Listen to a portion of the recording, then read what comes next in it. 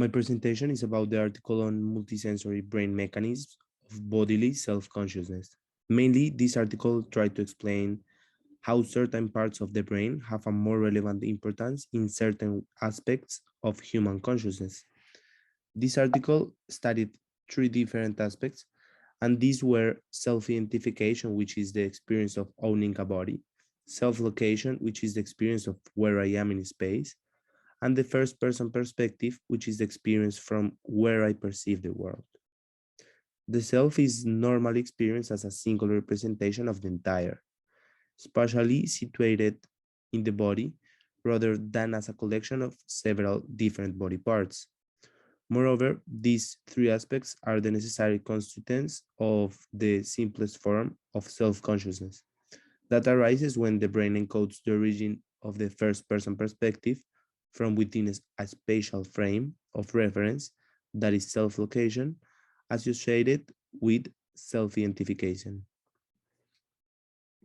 The author proposes that self identification depends on somatosensory related with the sense of touch and visual signals, and this involves bimodal visual neurons. Concerning to the brain, the self-identification process involves primarily bilateral PMC, that is the premotor cortex, and left EPS, that are the regions in the intraparietal sulcus, how we can see in the picture.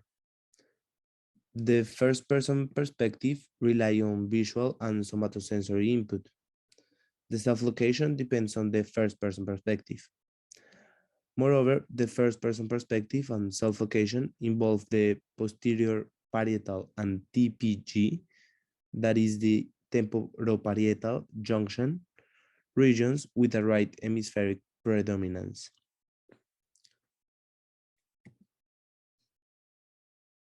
In the first experiment carried out, they explained the self-identification process, and for that, they used a participant that views a camera recording of his own back, as if a virtual body were located approximately 2 meters in front. In the first picture, an experimenter gives tactile stroking to the participant's back, which the participant sees as visual stroking on the virtual body. In the second picture, the same happens when he tries to tactile stroking on the chest.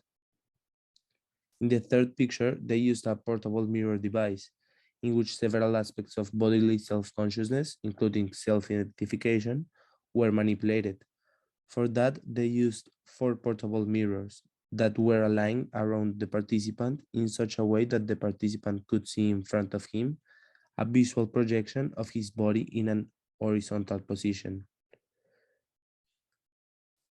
In the second experiment, they tried to explain the self-location and first-person perspective. In the left panel, we can see a participant receiving a backstroking from a simulator, and at the same time, she is watching a video of another person receiving the backstroking. Under this condition, one group of participants experienced it looking upward first-person perspective, and this is associated with elevated self-location, and this experience was stronger during synchronous stroking. The other group of participants experienced looking downward, and this is associated with lower self-location, and this experience was also stronger during synchronous stroking. Participants in the left panel seem to rely more strongly on vestibular than in visual cues, whereas the opposite happens for participants in the right panel. To conclude, we can say that posterior IPS regions, such as area VIP, may be involved in both self-identification and self-location.